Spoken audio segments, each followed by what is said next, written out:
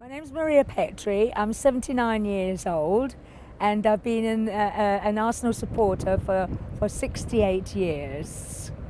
I remember it was 1950 when I first heard the name of Arsenal being mentioned. I was washing the floor, the kitchen floor, and I was listening to the radio. A young man was talking to a boy in Africa and saying, what team do you support?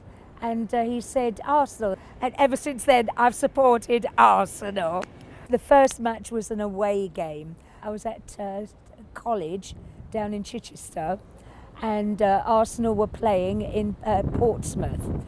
Now there were a whole number of girls who liked football, and they said, let's go to Portsmouth and see the game. I always sort of wanted to go to a football, my father or my uncles to take me to a football game, and they said, no, you can't go to football. Girls don't go to football. I had to wait until I left home to go to college, and without my parents knowing, I went to the football game.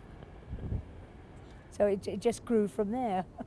I go to every home and away game in England and also on the continent. So I don't know how many matches I go to. I've only been going regularly to the ladies' games for about 12 years. Before then, I had to look after my mother.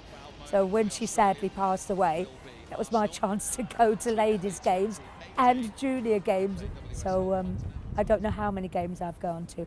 This past 2 weeks, I have been to, and I'm still going to, carrying on from now, I've been to 6 games in about 14 days. Going to matches, I always go on my own. I travel on my own. I like to go by train because it's nice and relaxed. But on the Arsenal supporters coach, it's great talking to people and everything like that. I've loved travelling abroad, and the furthest I've been was Australia and China and Japan. I also like to sing and chant.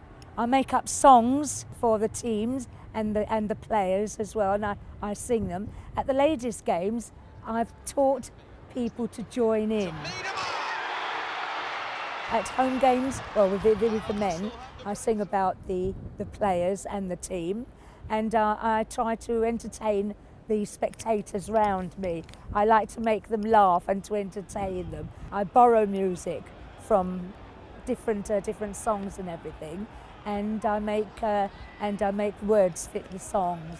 When I first started going regularly to football, I was still singing and chanting and to encourage the team and everything, and I got abuse from a lot of men because when I was doing my chanting, they would turn round and glare at me and say, "Get back into the kitchen! Does your husband know you're here?" That's the sort of thing, the abuse I used to suffer when I go. I would just shout even louder and say, "You'll never keep me quiet, you'll never keep me quiet." And that shut them up. When we don't have football, I have withdrawal symptoms, just like an addict who can't give up what they're addicted to.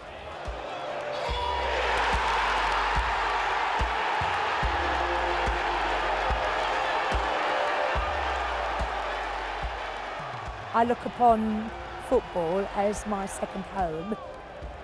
I remember feeling very upset when I was a young girl and I wasn't allowed to go to football. But there are some countries that bar girls from any form of football at all. And I think that is very, very sad in this day and age, in 2018. So I would wish for that to change. I am over 90. I wish that I would stay healthy enough to be able to carry on going to see Arsenal play, whether they win, lose or draw.